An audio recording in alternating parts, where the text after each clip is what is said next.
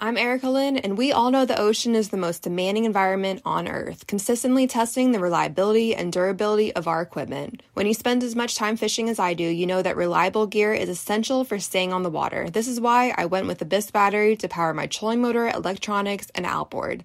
The guys at Abyss Battery are rattling the saltwater industry by manufacturing performance marine batteries specifically designed for sonar, outboards, trolling motors, and electronic fishing reels.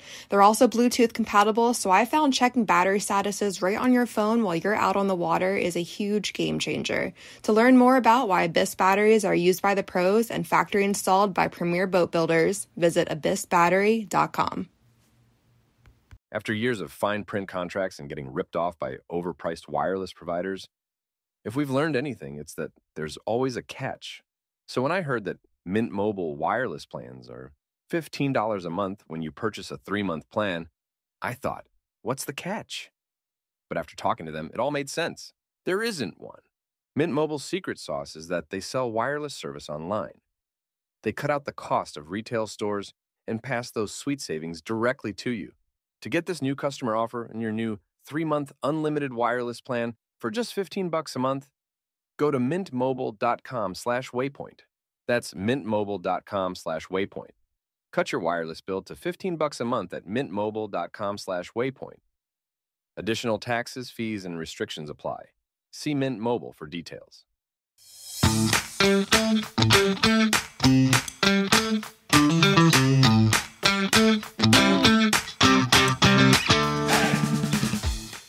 Hello and welcome to the Publicly Challenged Podcast. I'm your host, Luke Oswald, and I hope you join me on my quest for knowledge to become a better hunter, angler, and forager. Stick with this and who knows, maybe we will learn something together. So before we get started on the show, I want to talk about a few things. I want to talk about the giveaway I'm doing on the Western Hunting Summit. So I'm giving away a spot to the Western Hunting Summit in Bozeman, Montana, with Ryan Lampers that he puts on. And there's going to be some awesome people there teaching you all kinds of things and advancing your hunting experience so you can get years ahead of where you would, flatten that learning curve, if you will. I went last year and it was absolutely amazing, and I wanted to share that experience with somebody. So with that being said, send an email to admin@publiclychallenged.com telling us why you think you should go. Follow Publicly Challenged on Instagram. Follow Western Hunting Summit on Instagram, and also Initial Ascent, because they're going to be giving away a 2K pack to the lucky winner who gets to go out there. So not only are you going out there, but you get a brand new pack to go out there with. So follow Initial Ascent, and thanks Dennis and Joe for stepping in and doing that. Initial Ascent packs are awesome. I got one, and I used it all last season. Same exact pack the winner is going to be receiving, so that's pretty cool. Also, want to talk about Basemap. Basemap Hunt Fish. Awesome app. It's probably one of the coolest because the price point is way lower than all of the other ones out there, and you can do all the same features, and they even have hunt data stuff that I'm using right now for my next elk hunt, and that's definitely pretty cool. So check it out. Use the promo code PC25 and save yourself 25% on sign up, but you got to do it online on the website. Don't do it on the app or you won't be able to use a promo code. With that being said, thank you so much, and let's get to the show.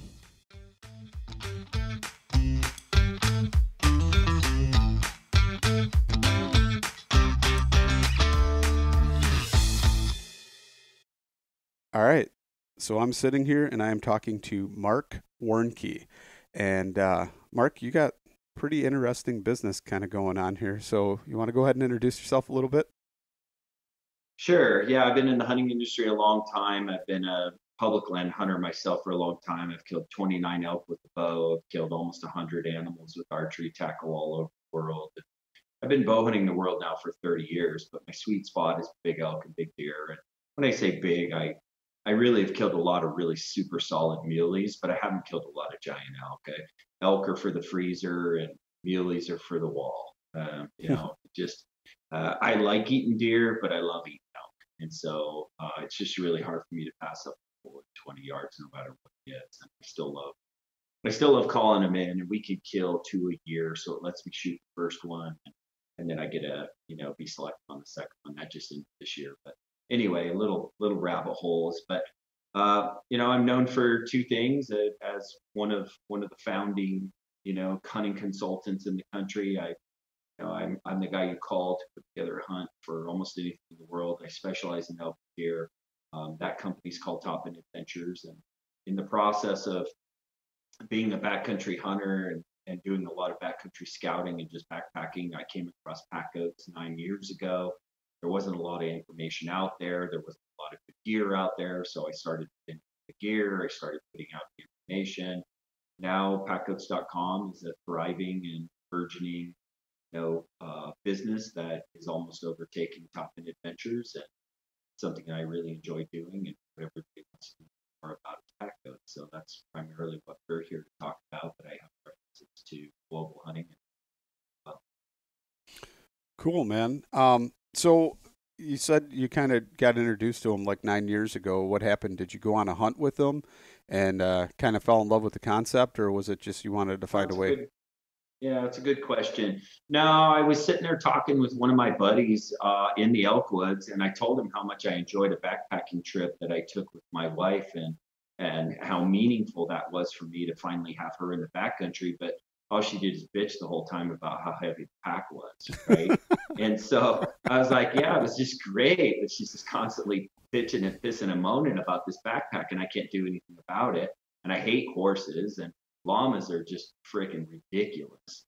And so, I wish I could find a stock alternative. He goes, well, I've heard of people doing it with goats. You have to look into that. And I was like, goats? Well, shoot, I had a goat when I was a kid, and it was a super cool critter. I'll look in. And so that's just kind of started looking, and bought a couple of adult goats off of Craigslist, bought 2 shitty saddles off of, somebody that had them used on Craigslist, and went on the first trip, and it was freaking awesome. And I just never looked back. I mean, I kind of, bumbled my way through it, learned how to do things, made tons of mistakes, sought out kind of some mentors that were, out there in the world, and helped with the breeding, and just got better and better, and started fitting my own equipment, my own panniers, and my own training models. And, here I am today, seen as kind of one of the global authorities on pack goats. So when you, you live in Idaho, and you hunt a lot in grizzly country? That's a good question. No, we don't. We only down near Yellowstone do we have them in Idaho, but I do in Wyoming. I hunt in grizz country, and it always is a little bit of a look over your shoulder thing. But I approach things like that in a similar way. Like, I know this is going to sound dumb, but whether my lady's going to cheat on me is out of my control. Whether a grizz is going to walk into my camp is out of my control, and whether my goat's going to eat a poisonous plant is out of my control. And if I sit there and fret about all 3 of those things, then all I do is I don't enjoy where I'm at. So I go in, I'm prepared, I have a good game plan. If something happens, I'm going to be ready, but I certainly don't sit there and fret about it all the time. So when I'm in grizz country, or just, I mean, in Idaho, there's bears, cougars, and wolves everywhere where I camp. Bears are the ones that I quote unquote worry about the most, because they're the biggest bumblers. They're not a methodical predator. They're not going to take a lot of time coming in. They are an animal that is uncalculated in how they approach a potential prey or curiosity. Whereas a wolf or a cougar is methodical and super nervous and will take a lot of time and protect itself in that process. So I've had wolves and cougars within 50 yards of my camp many, many times, because I've seen the tracks, but they've just never come in. I've only had one bear come into camp the whole time with pack goats, and bear in mind, I probably have over 4,000 trail miles now in the backcountry in Idaho with goats. I've had one bear incident. It was actually back in the day when I still thought it was okay to leave my goats in camp while I hunted. It came into camp, it chased the goats out of camp. I had to go look for them. I found them. And I learned my lesson that they hunt with me, or I have somebody with them in camp at all times. That's kind of how that works. But so, yes, I've been in grizz country, and it makes me a little nervous, but not hugely. So I saw a video. I don't know who it was. It may have even been you. This was a long time ago when I first started down the whole Western hunting rabbit hole and journey. And the guy had pack goats, and he left them in camp, and a bear came in camp. Kind of scattered them all over. You went and got them. Then you had them with you. Was that so? That was you then. You had them with you, had a bull down, here comes another bull coming in, and you guys arrowed the next bull with all the goats just meandering around right there while you were quartering up the other one. Yeah. That was your video? Yeah. Yeah. Okay. So that was like 2.5 years ago, maybe even 3 years ago. I watched that video and I was like, man, that's awesome. So yeah, that's Elkville. We have Elkville 1, 2, 3, and 4. That was Elkville 1. Okay. Yeah. Those were pretty cool videos, and it piqued my interest. And, I've always and I've got a buddy that does have llamas and, does this whole business and everything. But for me, it's not really practical. Especially I live in the Midwest, and, I mean, no matter what animal it is, I'm sure I'd have to acclimate it just like I'd have to acclimate. Right. Mm-hmm. But I think goats are just a little more practical for somebody like me or whatever, as long as I train with them and do that. What kind of stuff do you do to get your goats in shape for hunting season?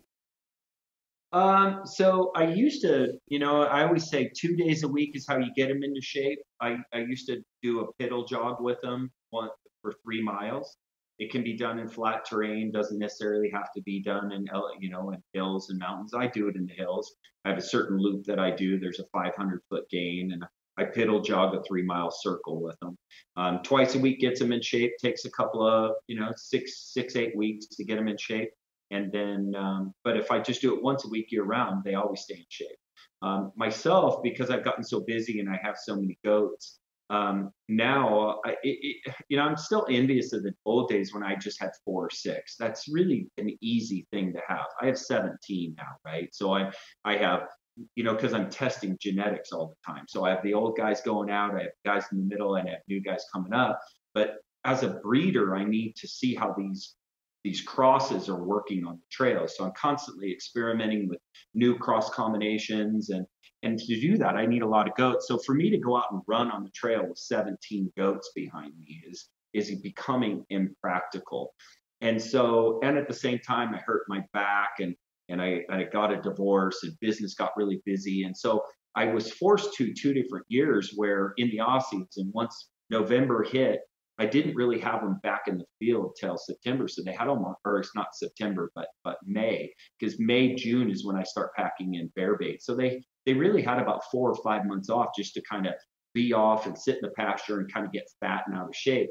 And what I found is that as long as I loaded them lightly, I could go into bear baiting season, then move them through there, and then, go into my summer packing season, which I pack into high mountain lakes almost every weekend all summer. And by the time I'm in hunting season, they are fit as a fiddle and ready to rip. And they're really ready to rip after about 2 months of conditioning. So it's just like you or me. You can't just get off the couch and go out and kick ass in 3 weeks of training, right? Most of us, yeah. Right, yeah. I mean, maybe I could have in my 20s, but I'm 50 now, so I got to stay in shape year round. If I take some time off, it takes me a while to get back where I was, and they're the same. And they'll perform, they just won't perform as well as they could. When you may have a string that's in really good condition, they'll snore with 50-pound loads. And I did 3 21-mile days last year on GPS. So 21 miles, one day. In Elkville 4, that's a video that they can watch. I shot a stud bull, and we had already had a bull down in camp. So we had hunted out that day, came all the way back to camp. We loaded up the one bull in camp, picked up my bull, went down to the trailhead, packed all the way out. That was a 21-mile day packing out 2 different bulls, and every goat was ready to fight again the very next day. So that's when they're in shape and they're kicking ass. But that was after spring bear season, summer packing season. Then we rolled into hunting season, really put the hammer to them. And that was 7 goats. So we had 7 goats do that. 2 bulls, 21 miles in a day. It's pretty good. That's amazing. I wouldn't want to do that with a backpack. I know, right? Yeah. We packed out of a drainage that was really freaking hairy and just a brushy bitch. And so we fought it the whole way down. We thought, God, let's go up that other drainage because we know it's not as furry. And we went up that, and that was like literally the bottom land was like tall grass, and it was all like rocks that were round. So you're just doing this the whole time. Every step was off kilter, and it was 11 miles of that. This is super gnarly. Gnarly. Yeah. That was a gnarly. That trip out back to camp was harder than the trip down with load. It was just the footing. The footing sucked the whole way. That sounds terrible. That's one of those where not to shoot a bull, right? We are just, I go to so much effort to be away from people. My day just gets ruined by seeing the dude. And, I've just always been that way. I'll always work harder than other people just to get away from them. There's a lot of hardcores out now. Backcountry it used to be kind of a mystery and it was easy to be alone. Now it's super hard. I bump into guys where I never bumped into before. It's kind of heartbreaking, to be honest with you, but nature of things. Yeah, I'm probably one of those guys, unfortunately, that you're going to be bumping into, even though I'm trying to do the same thing. But Sure. So when you're running these and you're taking them in the backcountry with you, are you running them like are they in a string or on a line, or are they just kind of? I never have them tied up. They'll always follow you just out of herd mentality. So do they always follow you, or do you have to kind of condition them from the beginning to kind of follow you? No, the bonding process bonds them to you. And in goat world, if a doe walks the other way, the lowest rung of the string walks the other way, they'll all follow. So because I walk away first, they'll all follow me. It's just like this collective conscious. Goats don't walk away from each other. So if somebody's walking, then they'll all follow. So it's just how it works. So through bottle feeding, we take them away from their mothers while they're still wet. We bottle feed them from day one. They assume they're a human. They assume we're a goat. And so it's just we're part of the herd. And we're different because we're the alpha. They don't ever challenge us physically. They're very loving. But you got to remember, goats aren't loving to one another. So we're unique in that we dole out love and we're the alpha. So we are the king of all alphas in that way. And these goats are like golden retrievers with horns. I would trust a small child. They're beautiful, loving, kind, personal filled. It's the funniest thing to me because guys like us, I spend most of my life in a sleeping bag. I'm a hardcore outdoorsman. I'm a dealer of death in a loving way. I have that part of velvet and steel of me. So people, and I drive a big ass truck with big wheels and do all that shit, right? So people assume that I'm like this hardened mountain man, and I hang around with hardened mountain men. You get that kind of guy and me around a goat, especially a baby goat. They get all freaking lovey-dovey, start using their little kid voices and what are you doing today and tickling and pursing their lips and just becoming these giggly little girl men. And that's the way goats are. They break you down. That's the cool part about them, is that you'll fall in love with them too. You'll love them more than your dog. Your dog will become a pain in your ass, I guarantee. So what I know of goats, and I grew up kind of in the country and have a lot of buddies that had farms and livestock and all that kind of stuff and have raised goats. They are escape artists from what I've seen. You better have them squared away pretty good. And don't ever park your truck next to the pen and let the goats out because they will definitely get on top of it. But how do they do? Do you got to really try and keep them contained, or what kind of fencing do you use when you got them, corralled up? Yeah, a happy goat with good food and water and shelter doesn't have wanderlust to get to the other side. I never have problems with my goats getting out because they like where they are. The problem with most people is that they take care of their goats so shitty. Their goats are desperately hungry for nutrition, and they try to get out of that pen because they're getting fed like shit. Unfortunately, as a stock animal, everybody assumes that a goat will eat anything. They're not. They're super particular about their diet. Learning about their nutritional needs, being foragers, is just something that, unfortunately, people make an assumption that they're these bomb-proof animals. And they really aren't. When I drive by pastures of goats, because I know what I'm looking for, I can tell you 90% of goats in people's pastures are super shitty nourished. They don't have good mineral. They don't have good food. They certainly don't have good graze. Any goat that's in a pasture with grass and expected to make a living off that is like the lowest rung of nutrition for a goat is a blade of grass. They cannot live on grass. they will make a living and they will survive there. They're horribly nourished. So the reason goats have had a reputation of being escape artists is because they're just trying to find resources. My goats never try to get out because they got everything they need where they are, right? So I don't have electricity. I don't have a big, super tall fence. I mean, if you come see my property, it's nothing elaborate. And my goats never get out. It's just not hard to keep them in. They're well nourished. Now, that said, electricity does wonders, right? So I don't have electric fence at mine, but if you have a low fence, goats hate to be shocked. So all they got to do is know that that fence is live and they'll never touch it again. They're hard on fences because they love rubbing on them. It's a good reason to use electricity. It's also a good reason to keep domestic dogs out. Domestic dogs, people's dogs, are the #1 killer of goats. So people get into the pen and they'll tear your goats up. So having a good electric fence to keep dogs out is just a smart idea. But it's really not hard to contain a goat if you're taking care of it. So let's talk about the nutrition then. What kind of demands and needs do they have, and what would actually be good browse for them? Well, so almost nobody, I mean, it matters how many goats you have. If you have four to six goats, you're going to need 4 to 5 acres of brushy, weedy terrain. They eat very little grass, and they're still only going to eat on that about 8-9 months a year. If you have 40 acres, then they can at least go and forage, and they won't eat all their favorite things down, so they no longer exist in that pasture. But they have a very selective palate. They'll actually eat portions of plants right.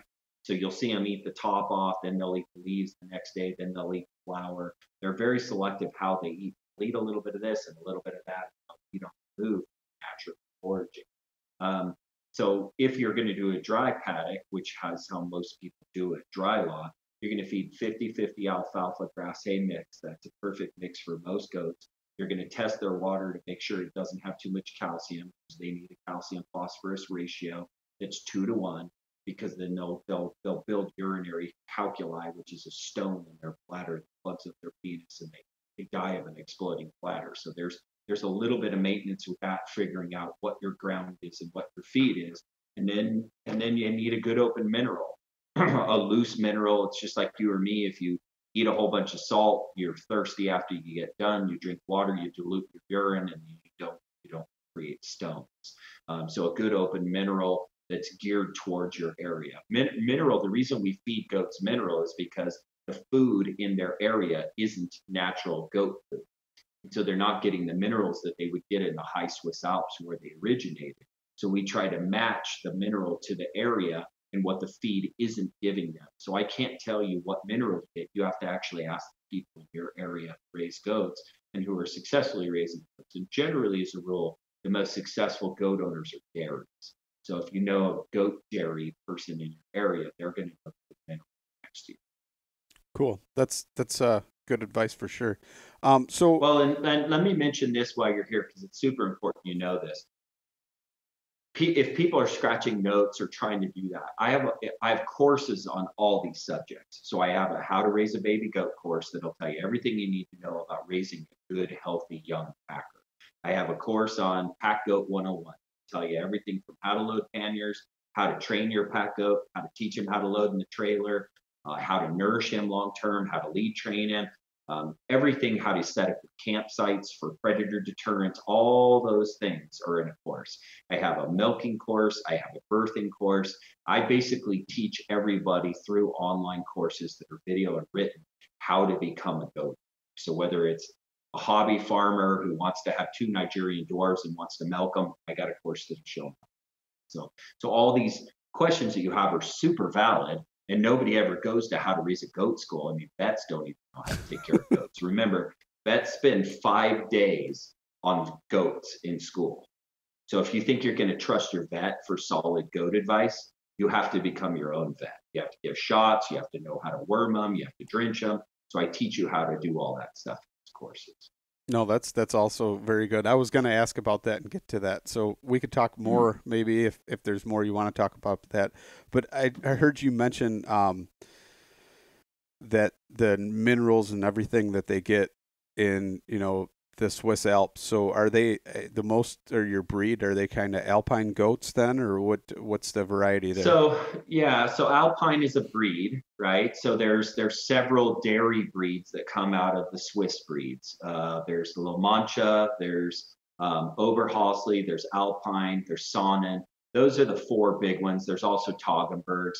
I'm not really a super big Tog fan because they're kind of a weird species of goat. My cornerstone breeding that I like everything is Alpines, La Manchas, which are the ones without ears. They're probably one of my favorites. Alpines are one of my favorite. I love Alpine La Mancha crosses. I like Oberhausleys, but Oberhausleys are small as a general rule. I have my hands on almost the only giant Oberhausleys available in the country. Or people can get them through me. There's another breeder as well that has some good ones, but they're hard to find big ones. So don't just go buy any Oberhausley. And we want these goats to finish at 190 to 250 pounds. That's about 10% of the goats in America. So hoping that you're just going to go on Craigslist and go find the breed that I'm telling you, and that's going to work. Most of those goats are little peanut goats, and they're not well conformed, and they're not what you're looking for. People can get goats directly from me. People travel all over the country to get goats in my operation. I'm middle of kidding season right now. I was telling you before the interview, I'm feeding like 22 gallons of milk a day to babies, and people coming in from all over the country to get goats from me. But Alpines, La Manchas, Oberhausleys, Saanen is one, but they're pure white. I'm not a big fan of the pure white thing. But there is a colored Saanen called a sable that I also mix into that. And then I avoid all the meat breeds, Boers, Kikos. Those goats are bred to eat. They get really fat. They're barrel bodied. They're not endurance athletes. They're kind of like trying to have a line in the Spartan race. You want a tall, leggy, skinny guy to win a race for you. That's what dairy breeds for. Yeah, for sure. So with that being said, and talking about how you want like the bigger goats and everything like that, that's because the bigger and more muscular it is. What is it, like 30% or something of their body weight they can carry? Or what's the rule yeah, there? the rule is 35. I never load 35 because that's a hell of a load. They can do it, but I also want my goats to pack for their whole lives. And I choose to add another goat to the string and downgrade everybody by a couple of pounds than have everybody super heavily loaded. So generally, as a rule, 30 is the upper end of what I do, and I like to be closer to 25. 25% is a good heavy load for a goat. They can do more, but I also like mine still to be agile, to be able to cross over logs and do big mileage days. So if you're going to require a big climb out of them, agility, off trail, long day, you can't load them down to 35%. It's just a lot of weight. 25, they can do it. They're in shape easily, and even 30. But you need an A team to do that. Super good genetics. I always tell there's three things people need to invest money in. Going to get impact. Top end genetics. I believe I'm one of the best sources for that. There's a couple other people in the country I trust as well, and I'm glad to share them too. You need high end genetics. You need proven packlet stock. You need a good saddle. The same as a good pair of Kinnetrek boots. There's only one saddle that I recommend. It happens to be mine, but it's only because it's the only adjustable saddle. Goats' backs are shaped like this, like this, like this, like this, like this. If you don't have a saddle that moves to fit them, and you have one that's shaped like this, and your crossbucks are shaped like this, then they're getting 10% contact along the bottom. It's super hard on them. It'd be like you wearing a size 9 shoe and you're a size 10. I'm asking you to do 10 miles. It's ridiculous to not put a fitted saddle on a goat. They just have too much variance in their back. So we have the only fully customizable, fittable saddle. It costs the same as a pair of Kinnetrek boots. It's about $460.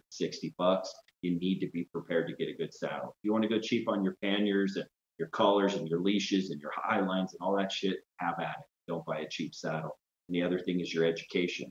You don't know how to raise a baby goat, you're not going to raise a good goat. You need the education to know how to take care of them. I have people that follow the program. They have goats that finish out at 220 pounds. I can sell their buddy their twin. He doesn't go at the course. He doesn't follow the program. That goat finishes out at 170 and he's malnourished. I see it over and over and over again. So 3 things: education, a good saddle, and the right genetics. That's the way to start. So when you're talking saddle, you're talking like a pad with like the rack for the panniers, right? Correct. Yeah. So it's a crossbuck, a traditional like you're going to put on a horse or a mule or a llama. It has to actually have room for the spinous process. You can't put weight. So it rests on the ribs on each side. And then you have two ears that come off each side. The other thing about my crossbuck, traditional crossbucks come up and then they cross right up here, right? So you have a saddle that sits like this, and then you have crossbucks that come off, and then you hang the panniers on each side of that. With a goat, they're the only stock animal that's super good at about going under things. So if you leave 4-inch crossbuck up on top, all it does is hook on everything. So what I did is I rolled the ears down to the side. So now you lose 4.5 inches on the top of the saddle, and a goat can go underneath structure. And so that's just another of many advantages of this saddle.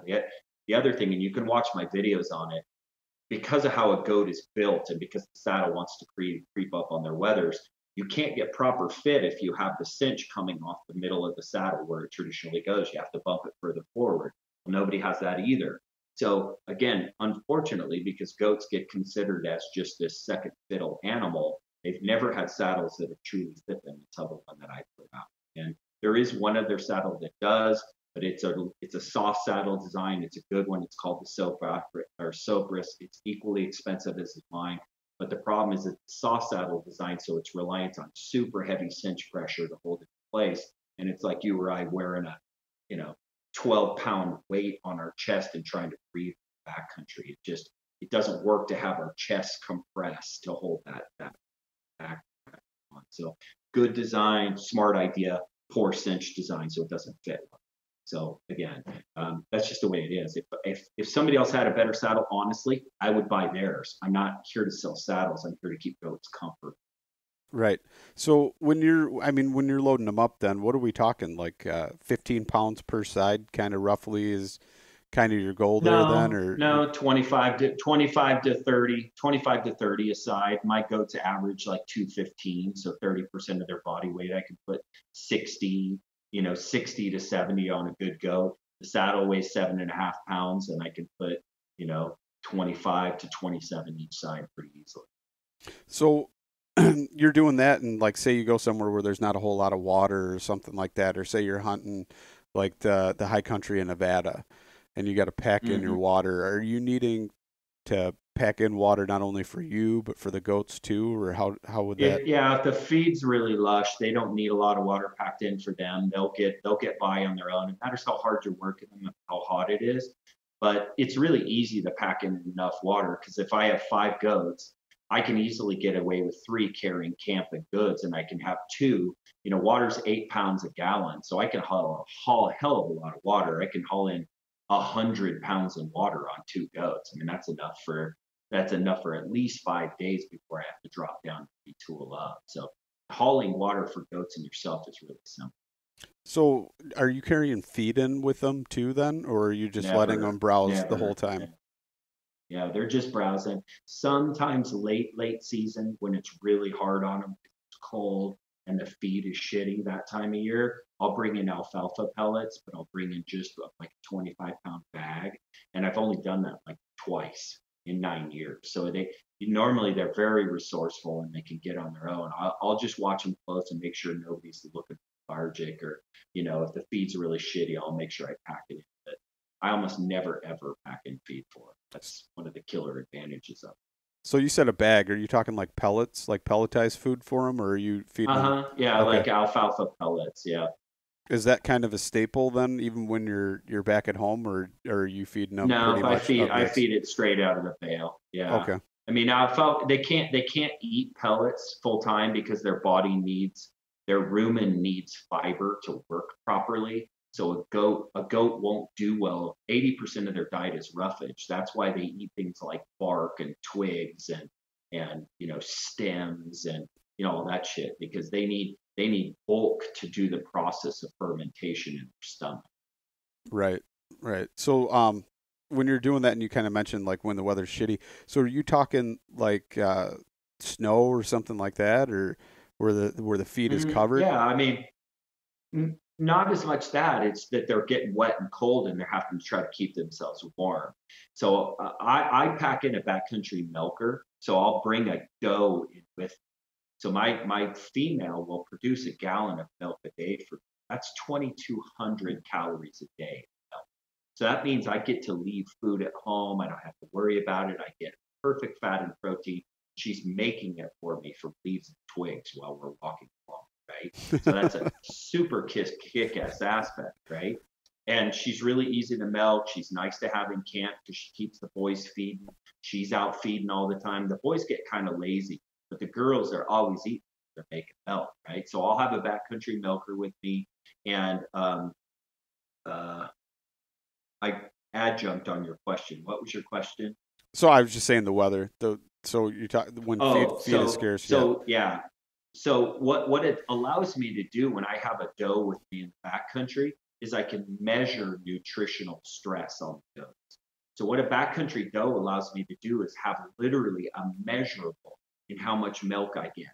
So I know because if a doe's eating well, she'll produce more milk. If she's eating shitty and she's working hard to stay warm at night, her milk production will fall off.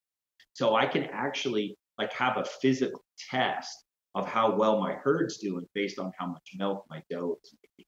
Because like I'll bring a doe home from a backcountry trip and she'll be making a half a gallon a day in the backcountry. I bring her home and I get her grain and I get her alfalfa.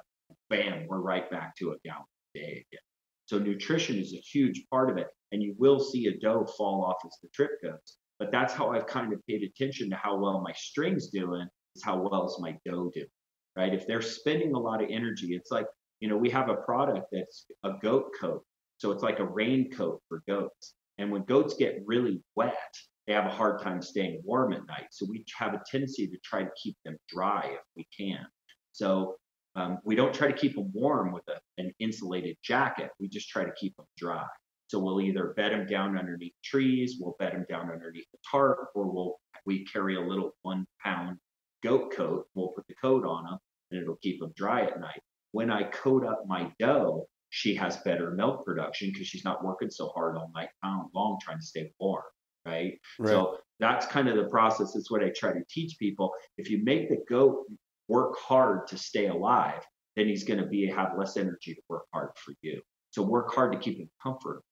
Haul him well, feed him well, shelter him well, and he'll bust his ass for you. But he's just not going to have as much in the gas tank because he's putting it out every night just staying warm. Yeah, no, for sure. So, how do they do in like snow then? I mean, especially if it's getting a little bit deeper, can they handle it? As fine as a mule deer handle it. I mean, once they start post hauling and they're bellying out, they're going to struggle their asses off. But so are you at that point. So, foot of snow, no big thing. 3 feet of snow kicks their ass, and it kicks my ass too. So we're probably not going to hang out in 3 feet of snow. I'm going to head home. Right. So I think I saw a video of you, speaking of the milk thing, you were milking the goat and then I think you put it in your coffee or something. You're making a pot of coffee in camp. It's the most badass coffee ever. That's awesome. Yeah. I don't use cream at home, but in the backcountry, I'm always using goat milk in my coffee because it's part of the way I take the goat milk in, right? I don't just want to drink milk all the time. So I put it in my coffee. I put it in my soup at night. I use it in cooking. I'm using it in my hot chocolate, that kind of stuff. I mean, I love goat milk. It tastes delicious. But at the same time, when you're trying to drink a gallon a day, it's a lot. And I'd rather have it in my coffee and my hot chocolate and my soup. So, yeah, I do it lots. Right. No, that's actually a buddy of mine kind of taught me that. He always puts heavy cream in his coffee when we go hunting, like especially like duck hunting or something. He's like, well, I don't want to be a D-bag and, oh man, I'm hungry. We got to go get something to eat. Let's stop hunting. And he's like, if you put the heavy cream in your coffee and load it up pretty heavy, he's like, then you got your coffee and you got a little something kind of in your stomach for substance. But so that's smart doing that smart. For sure. So you you were saying, so how do you have to like refrigerate the milk or you just? I always just keep it in the creek. I'm always camped next to water, so I just have a stainless steel water bottle and I'll keep it in the creek. And I milk every morning and evening, so I usually just consume the one half in the morning and then the other half in the evening. No, that's awesome. That's pretty cool to do that. And I mean, like you said, you're using it for an indicator. So I mean, that's a good idea. So now you're pretty much telling everybody. Go ahead. Sorry. Oh, I was going to say, so now you're pretty much telling everybody, though, that you not only do you need that, but you need a kitted nanny with you, right? So one more to buy. Yeah. Right. Well, I have the luxury because I'm the goat guy to have, we milk 8 gallons a day. So I have milk goats here all the time. So Cinder is my primary backcountry milker. She's experienced in the backcountry. She knows how to feed herself. She defends herself from the boys. But if you just have one, it's a really nice addition. The ladies they got a cool energy to them, and they're a cool critter. They got a I don't know. I like having she gets to be next to fire. So Kind of lost you there a little bit.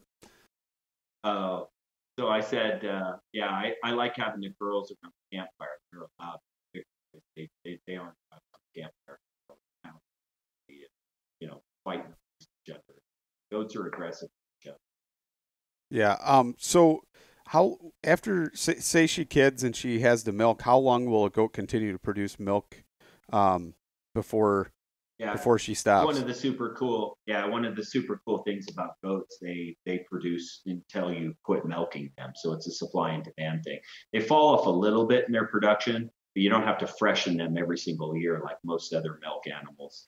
And so they stay fresh in milk for a long time. So it's not you don't have to kid them every year to keep it going.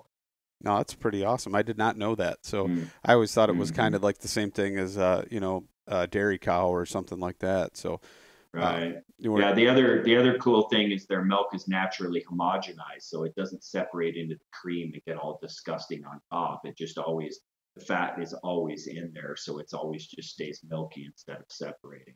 No, that's awesome. So when you're transporting your goats then into the backcountry, I mean, are you hauling like a big trailer because you're hauling such a large string of them, or how do you transport them? So I do a two horse horse trailer that's a straight load, and it has a little front compartment. It's actually a stock trailer, but that's only when I'm taking more than 6. So I can haul 6 goats in the back of my truck. I invented a goat hauler that has side compartments that loads all the panniers and sides, and then 6 big packers will fit in the back of my Dodge truck. I don't have a long bed either. It's just a standard bed. So you'd be surprised. A lot of goats fits in a small place. No, that's interesting. I mean, I always thought like maybe you could throw one of them, like you see the livestock things that go in the bed of the truck to where it's got the bars and the door that opens up. Okay. Yeah. Mm-hmm. Yeah, that's what I have. You have to have it enclosed. You can't have them get blasted with wind going down the freeway or especially with you coming a long ways. My goat hauler, and you can find it on packgoods.com. It has ventilation. It keeps the ventilation going over the top. When you haul goats, you have to give them enough ventilation to where they're basically breathing their own methane, because they're susceptible to lung disorders. That's one of their weaknesses. They have to have nice fresh air around them, so they can't be in like stagnant, pissy smelling air all the time. So you always have to have a little bit of ventilation, but not too much. You don't want to blast them. So my hauler has a big open gridded window in the back, and then small ventilations on top that run the air over the top of them, so they're not getting blasted, but they're still good ventilation. So it kind of made me think of it when you were talking about they need to be like sheltered as you're transporting them. What kind of shelter do you use at home then? I mean, pretty much a simple anything. Barn, 3-sided box. You just need a roof and 2 sides. They can literally withstand almost any weather. Good bedding. I mean, people are having them in Alaska and 30, 40 degrees below zero and that. As long as they have good beddings and a full belly, the way a goat stays warm at night is with a full belly. So that's another way you keep them well in the backcountry, is you get them a good feed. I like to say that, a hardworking packer needs about an hour and a half in the morning and an hour and a half in the evening to just go out and feed, fill his belly to be ready to work for you. And it's that evening feed is super important for them, because that's what allows them to have a full belly and then ruminate all night. And that process of rumination creates heat. So it's just like if you were to ferment foods, they have this little internal fermentation process going on. They have a belly full of food, they're warm. Okay. So what are you putting down for, like just straw bedding or what do you... I actually put little corner feeders in each bed because they'll eat a little bit and they're quite wasteful in that style of a feeder. So they're always putting new bedding on top. And during the winter, when you have bedding stacking on top of bedding, stacking on top of bedding, at the bottom of it, it's fermenting, right? So it's composting, and the process of compost also creates heat. So it's emanating up through the bedding and it's keeping them warm at night. So I always like to have a small feeder in the pen that they lay on, and then they create their own bedding as a regular. Because in my area, straw is almost the same price as grass hay. It's $6-7 a bale. Wow. Wow. That's kind of a little pricey. Mm-hmm. Yeah. Yeah. Yeah, I kind of do the same thing with the chickens in the wintertime because it's too cold to get out there and scoop them out. So they have that live layer that keeps composting. It's kind of the same concept, really. Yeah. So that definitely works. When you I'm trying to think of how when you're selling these goats, like is there like a set price, or does it go based upon the animal, or how does that happen? No, yeah. If people want to order goats from me, I still have babies still available this year. So if they want to order goats from me, it's a $275 deposit. My babies sell for $575. You come out to Boise and you get them. I spend about an hour and a half with you teaching you about goats, about my string. I spend a lot of time with people. I teach them how to give shots. I teach them how to drench animals. I help them to understand the nutritional needs. The main thing is sending off a super healthy baby. We do more than anybody I know in chemically, nutritionally, and time with people to make sure that our goats are as healthy as they can be going out the door. Not only that, the genetics are superior. They're really leggy, big, athletic goats that I feel confident are going to be solid packers, and we raise them right. And so when people come to get them, I feel like we put microchips in their tail. They get a birth certificate. This is a legit, real thing. So we don't take any part of our breeding operation lightly. So with that being said, I've always heard that you don't just want one goat. So you can't. Yeah. They're herd based, so they can't be alone. So you have to get two. I recommend most people start off with 3 to 4. I like when people start off with 3 because if you ever lose one, then you're not scrambling to go buy a shit goat to be his buddy if you only have 2. So if you have 3, at least you have kind of a reserve. If you have 2 as well, there's always going to be one that you don't like as much, but you're happy to have the other 2, and he's worth going because he's going to follow them. So, I like to start people off with 3. They usually start off better with that. Definitely. So, I mean, is it true like a goat will actually die of loneliness then? If they're not by themselves, or what tends to happen? No, but they'll be trying to get out all the time. That's another reason people think goats are escape artists. So they put them in a pen alone, and they'll do whatever they can to get out of that pen. I don't know I know that bucks often in the commercial operations will be kept alone in their own pen. And those guys kind of just like go crazy. They literally do. They have short lifespan. They're super weird. They kind of go insane. And I've seen goats. I'm not one of these bunny hugging, thinking animals are like us and all that shit, but I literally have seen goats be depressed. I've seen goats that I pulled off of other farms that were raised there, put them on my farm, and seen them be down in the dumps for months before they kind of pick back up again, start feeling like a part of the group. They're a pretty high functioning critter, really. That's crazy. I guess I could see it, right? If it's mistreated or whatever, yeah. Especially because they have that herd mentality for sure. They do, and they're super smart. They're just super smart. So that's another thing as well.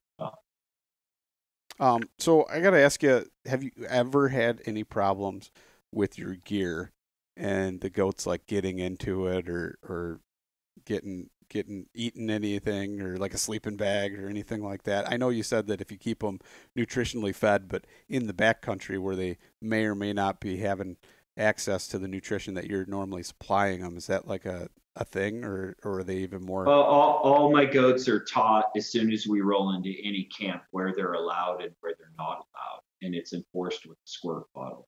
So any goat who comes into the camp perimeter, I say get, and I squirt them, and then within 2 minutes, everybody knows where they're allowed and where they're not allowed, and they just know they're not allowed around the food, around my tents, around the campfire. They're just not allowed in there, and it doesn't take that long. They're super smart, and they'll go other places. But I just keep them out of my particular area that way, so I'm not worried about them getting the food all the time or whatever, because they will try if you let them. Yeah, that's always kind of one of the things I thought about, and when I've seen pack goats was that, and I mean, I've never seen a video where somebody said, hey, that I had a goat eat my sleeping bag or eat my tent or my shelter, but kind of always in the back of my mind, you kind of tend to think of that sort of stuff, Yeah, for sure. No, it's a good point. I do have a hole in one of my tents that my goat chewed one time. She was laying next to it. I caught her doing it. I was like, oh my goodness, $500 tent. So not super fun. Yeah. There's been a few times where I've wanted to actually hit a goat, but it's not like it's going to do any good with those thick skulls, especially when I parked my truck next to the pen and my buddy let the goats out. That was my bad, really. My bad completely, because they all wanted to play King of the Mountain on top of the pickup. But yeah, that's what happens for sure. So yeah, I really appreciate you having me on the podcast, and I hope that people get good value out of hearing both this, but as well, we have an extensive YouTube channel that answers a lot of these questions. It's under the name of packgoats.com. The website is packgoats.com.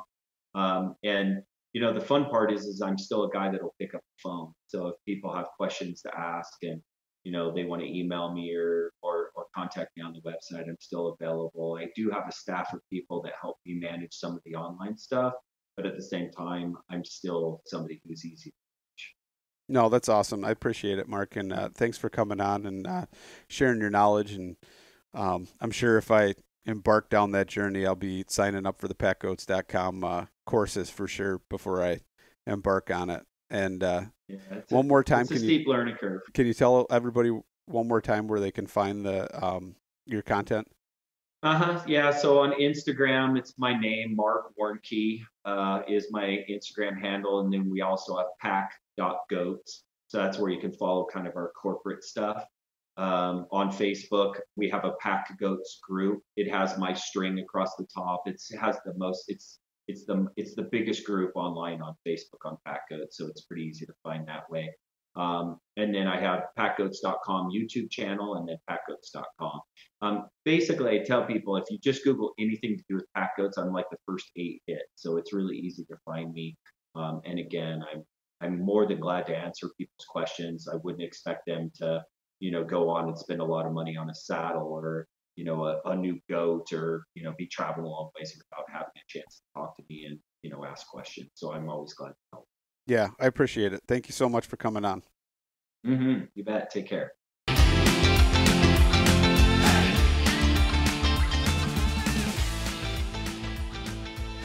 And once again, thank you so much for listening to the Publicly Challenged podcast. I hope you enjoyed the show, and if you did, please subscribe on whatever platform it is you're listening to. Also, if you could leave a review, that would help us out. And you can check us out on Instagram or at publiclychallenged.com. And once again, thank you so much for listening to the show.